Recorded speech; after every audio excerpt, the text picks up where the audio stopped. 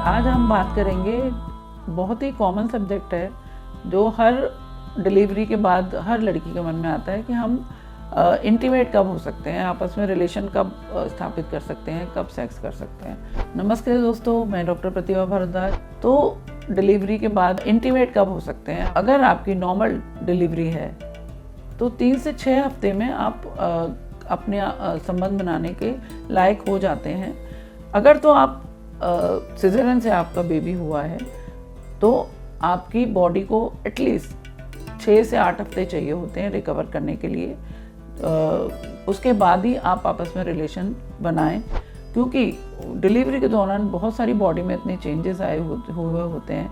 तो जनरली जो newly mother's हैं वो बहुत कंफर्टेबल नहीं होती इंटीमेट होने में या रिलेशन स्थापित करने में। तो उनको थोड़ा सा वक्त चाहिए होता है अपनी बॉडी को नॉर्मल करने के लिए। जैसे अगर नॉर्मल डिलीवरी हुई है तो एपिजियोटमी लगी होती है प्राइवेट पार्ट पे, कुछ टाँके लगे होते हैं जिनकी वजह से काफ़ी परेशानी होती है रिलेशनशिप बनाने में।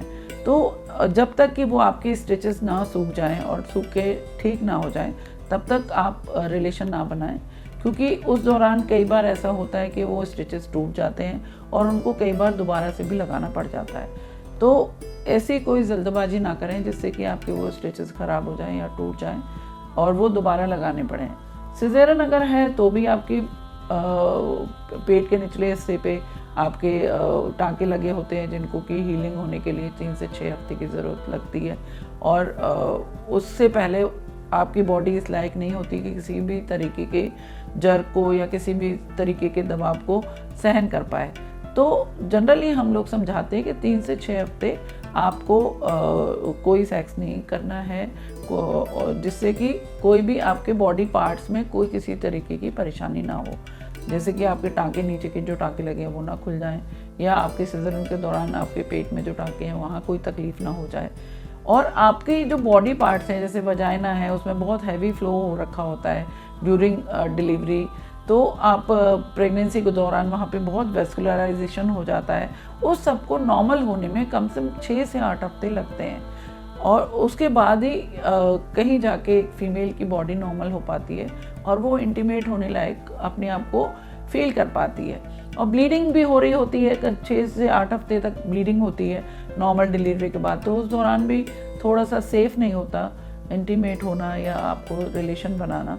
तो आप कम से कम 3 से 6 हफ्ते का ज़रूर उसमें गैप रखें और प्रोटेक्शन का इस्तेमाल ज़रूर करें, क्योंकि कई बार ऐसा होता है कि आप इमीडिएटली आप रिलेशन बनाते हैं और आपको पता ही नहीं चलता है और आप बिना किसी प्रोटेक्शन के रिलेशन बना लेते हैं और वहाँ कंसेप्शन हो जाता है, वो फीमेल प्रेग्नेंट हो जाती है और बहुत दिनों तक पीरियड नहीं आते हैं। उनको पता नहीं होता कि वो प्रेग्नेंट है, वो सोचते हैं कि अभी तो डिलीवरी हुई है, हो सकता है इस वजह से पीरियड नहीं आए हों।